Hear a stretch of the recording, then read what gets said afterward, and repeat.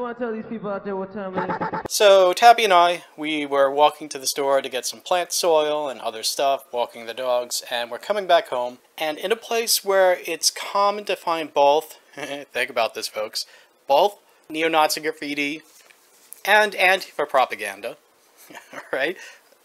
We see an older man and a young man, probably a teen. Well, they said he was 16. I saw them, kind of bending down, getting really close to this column where, like I said, we often find racist and or Antifa propaganda. So I'm wondering, what the hell is this guy doing? So I speed up really fast because I think maybe I'm going to catch him in the act of putting up either a racist graffiti or an Antifa sticker or something like that. Well, it turns out he was taking a picture, or at least he did take a picture and walked away, because they both turned and looked at me and then they got up and walked away. So I confronted him about it. Now, ultimately, I think I did the right thing in how I handled myself, but I give them the benefit of the doubt, and I say, hey, what were you just doing back there? Were you taking a picture or something, or what? Because I looked, and there wasn't any racist graffiti nor any Antifa propaganda today. This time. Okay?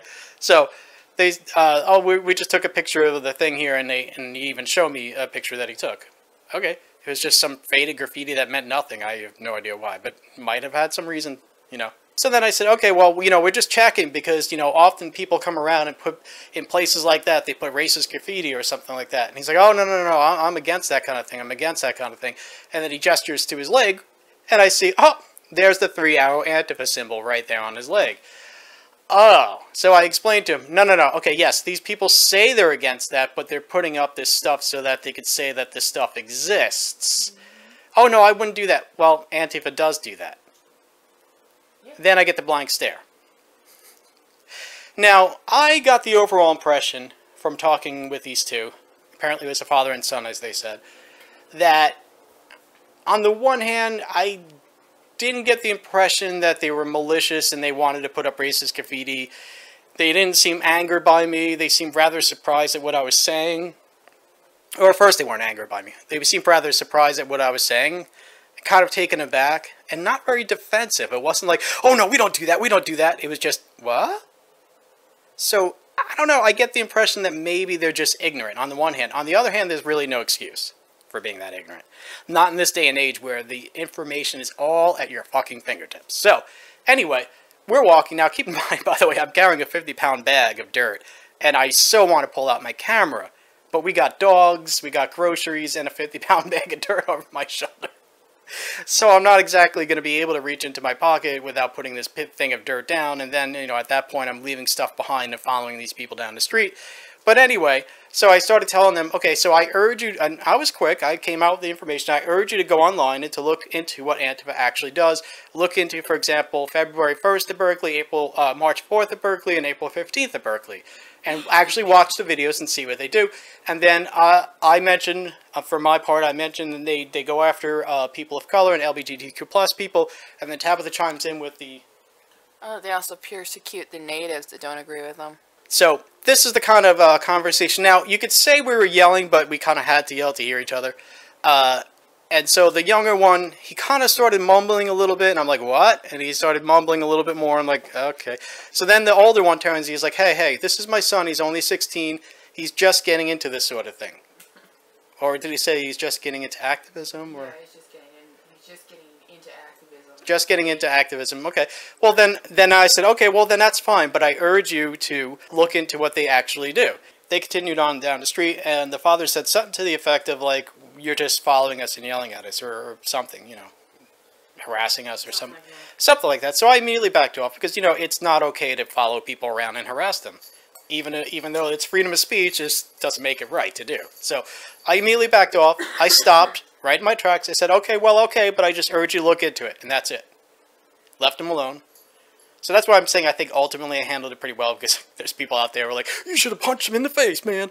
Yeah, no, you never hit somebody unless they are acting violently toward you. And plus, what? I'm going to hit a 16-year-old kid? No. I kind of want to hit his father. Now, if I may add, before I forget, I just remembered that I did say something to the effect, and maybe you heard me, I hope, something like, you know, we've been talking to the police, and the police do know who you people are. They are aware of who's putting up the graffiti. And it's Antifa that's doing it.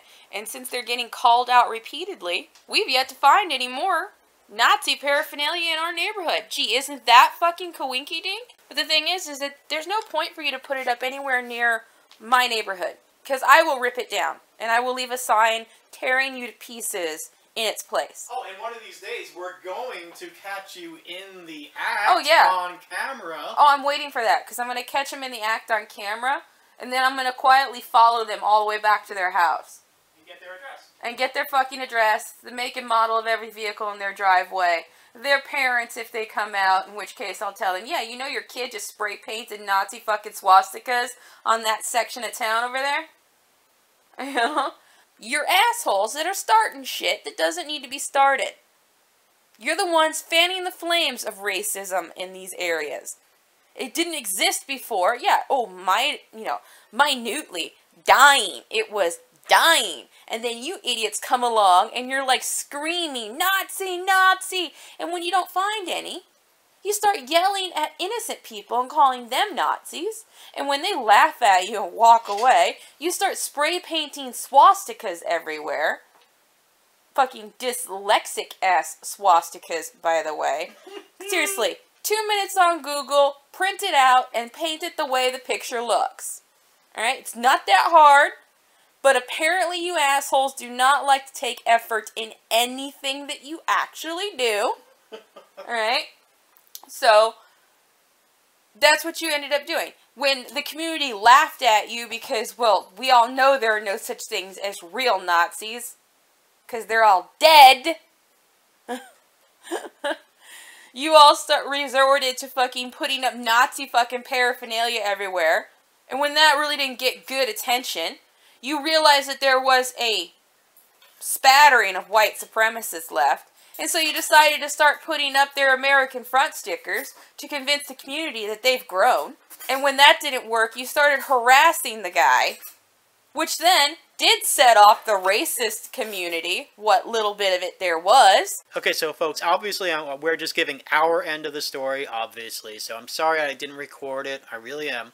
You should question what we're saying because you're only hearing one side of it. But anyway, taking that as a grain of salt, what we said, what do you people think about the way that my version of how we handled it? What do you think? Do you think I was being too confrontational? Do you think I'm giving them too much of a benefit of the doubt, too little of a benefit of the doubt? What do you think? Give me your opinions on that and anything else. All right, thanks for watching. Peace, love, freedom, and equality.